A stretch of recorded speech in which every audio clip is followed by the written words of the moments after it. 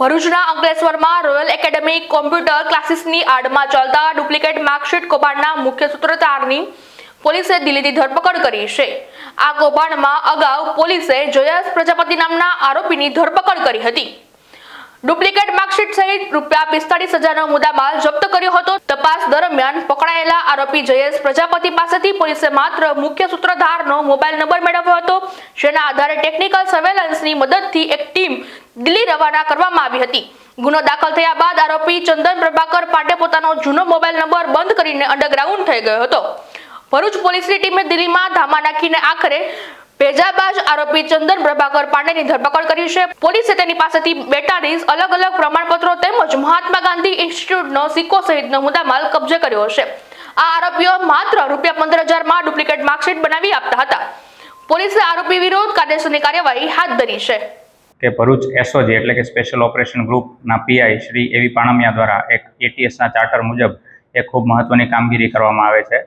જે કામગીરી અન્વયે તારીખ 13 નવેમ્બર 2025ના રોજ એક એવી માહિતી મળે છે કે અંકલેશ્વરની અંદર રહેલ રોયલ એકેડમી કમ્પ્યુટર ક્લાસીસ કે જ્યાં એક ડુપ્લિકેટ ધોરણ 10 અને 12 તેમજ આઈટીઆઈના સર્ટિફિકેટ અને માર્કશીટ વગેરે બનાવી આપવામાં આવે છે। જેની માહિતી મળતા એસઓજી પીઆઈ શ્રી એવી પાણમિયા દ્વારા ટીમ બનાવી યોગ્ય કાર્યવાહી ચાલુ કરે છે અને જેના અનુસંધાને અંકલેશ્વર જીઆઈડીસી ખાતે એક ગુનો નોંધવામાં આવે છે।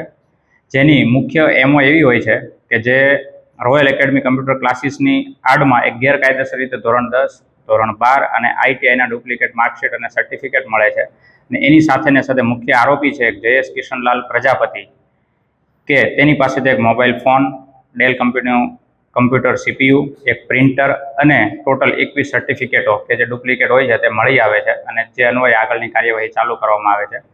અને જ્યારે તેની પૂછપરછ દરમિયાન એવું પૂછવામાં આવે છે કે આજે માર્કશીટ વગેરે ક્યાંથી બનાવે છે, તો તે માહિતી દરમિયાન કે પૂછપરછ દરમિયાન એવી માહિતી જણાવે છે કે કોઈ એક વ્યક્તિ જે છે જેનો મોબાઈલ નંબર એની પાસે છે, જે એમના કોન્ટેક્ટમાં રહી અને તેમની પાસેથી ડુપ્લિકેટ માર્કશીટ વગેરે મંગાવતો હોય છે।